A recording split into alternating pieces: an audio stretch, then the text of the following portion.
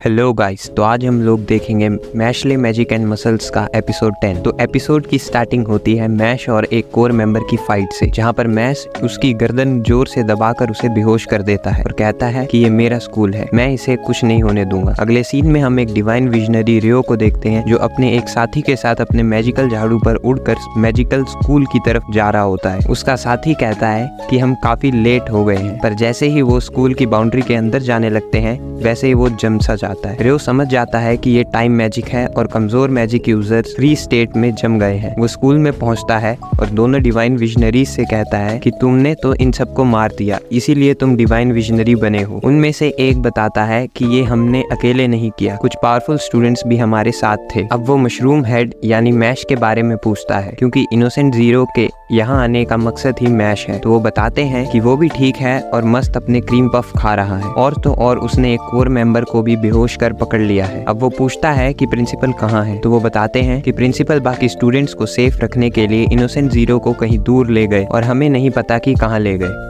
तभी मैश वहां आता है और उनसे बोलता है कि मैं प्रिंसिपल को ढूंढ लूंगा। तो रियो उससे पूछता है कि वो कैसे, तो मैश कहता है कि अपनी मसल से, और भागता हुआ वहां से चला जाता है। ऑटर बोलता है कि देखते हैं ये क्या कर सकता है, और तभी उस आदमी से पूछताछ के लिए जाता है और कहता है कि इस दुनिया में सब ठीक रखना ही हमारा काम है, मुजरिम को सजा देना भी, और फिर उस पर हमला कर देता है। पर तभी एक बैरियर उसे प्रोटेक्ट कर लेता है और वो गायब हो जाता है। तभी मैकरोन वहां आकर बोलता है कि ये तो बेहोश था, ये काम किसी और का है। तो वो कहते हैं कि इसका मतलब यहाँ पर कोई और भी है, और सबको केयरफुल रहने को बोलता है, और मैश तेजी से जंगलों के बीच भागता हुआ दिखता है। अब हम प्रिंसिपल वॉलबग और इनोसेंट जीरो की फाइट पर आते हैं, और इनोसेंट जीरो सोचता है कि वॉलबग आज भी उतना ही ताकतवर है। वॉलबग कहता है कि तुम्हारे साथी तो गए, अब तुम्हारी बारी। वॉलबग अपने मास्टर को याद करता है और दोनों अपना मैजिक यूज करते हैं, लेकिन वॉलबग खुद पर स्पेशल मैजिक यूज करके जीरो के पीछे आ जाता है और हमला करता है। पर वो हैरान हो जाता है जब इनोसेंट जीरो अपना टाइम मैजिक यूज कर उसके पीछे खड़ा होता है, और वो अपने टाइम मैजिक से हमला कर वॉलबग की लेफ्ट आर्म और उसके फेस को एकदम बूढ़ा कर देता है, और अब वो किसी काम के नहीं रहते। वॉलबग लगातार हमला करता है ताकि उसे बचने का टाइम न मिले, पर वो अपने मैजिक से टाइम रोककर दूसरी जगह चला जाता है और वॉलबग की उसी साइड पर दोबारा मैजिक से हमला कर देता है। वॉलबग को बहुत दर्द होता है, पर वो हार नहीं मानता। जीरो कहता है कि हम दोनों में कितना फर्क है,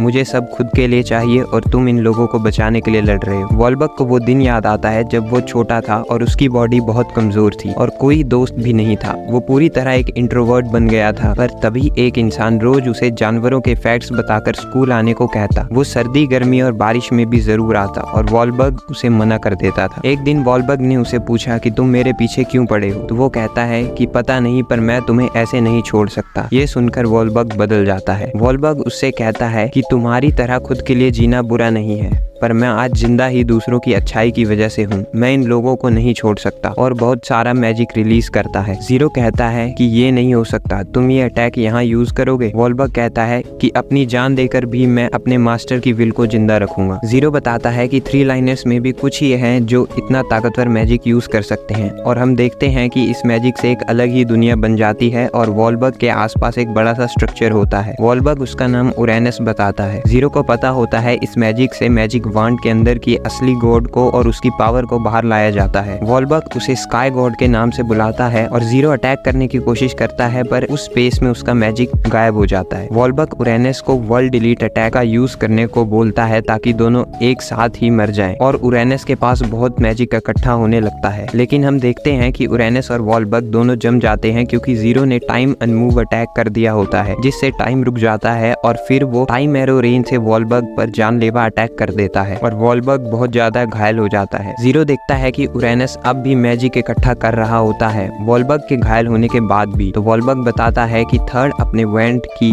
असली पावर को बाहर लाता है, और वैंड की अपनी विल होती है। अगर कास्टर मर भी जाए तब भी वो अपनी मर्जी से अटैक कर सकते हैं। वॉलबग कहता है कि इसीलिए मैं अपना मैजिक बचा रहा था, ताकि मैं अपनी जान के बदले इस मैजिक से तुम्हारे चिथड़े उड़ा सकूं। मुझे अपने स्टूडेंट्स को बचाना ही होगा, और फिर अटैक कर देता है। वो अटैक इतना पावरफुल होता है कि आसमान से बहुत तेज लाइट चमकती है। सभी समझ जाते हैं कि प्रिंसिपल का स्पेशल मैजिक है, और उस मैजिक से एक सन की तरह बहुत तेज लाइट स्फीयर बन जाता है। लेकिन अचानक से वो स्फीयर छोटा होने लग जाता है, किसी को कुछ समझ नहीं आ रहा होता। हम वॉलबग को देखते हैं जो हाफ रहा होता है। जैसे ही वो सामने देखता है उसे जीरो दिखाई देता है। वो हैरान हो जाता है कि वो बच गया होता है। वो समझ जाता है कि उसने टाइम को रिवर्स कर दिया है। जीरो हमला करता है और वॉलबग भी अपने मैजिक से उस अटैक से बचने की कोशिश करता है, पर एक एरो आकर वॉलबग को लग जाता है और उसकी वैंड नीचे आकर गिर जाती है। अब वो भी हार के नीचे गिरने वाला होता है कि जीरो बाल पकड़कर उसे पकड़ लेता है। जीरो कहता है कि तुम ताकतवर हो पर मुझसे ज्यादा नहीं। वो अपना एक एरो उसके सिर के आर पार करने ही वाला होता है कि तभी मैश वहाँ आते ही जीरो के मुंह पर हमला कर देता है। मैश वॉलबग से कहता है कि आपने पूछा था कि अगर कोई दुश्मन मुझसे बहुत ही ज्यादा ताकतवर होगा तो मैं क्या करूंगा, तो जवाब है कि मैं अपनी मसल से मार मार कर उसे अंदर से खोखला कर दूंगा। और यहीं पर ये एपिसोड हो जाता है खत्म। तो क्या वॉलबग जिंदा बच पाएगा, क्या मैश जीरो को हरा पाएगा या जीरो उसे अपने साथ ले जाएगा, और ये मैश हवा में कैसे उड़ रहा है, जानने के लिए नेक्स्ट एपिसोड इसी चैनल पर सबसे पहले मिलेगा। तो सब्सक्राइब करें, शेयर करें और लाइक करें। और हाँ, बिना सब्सक्राइब किए गए तो सपने में जीरो आएगा।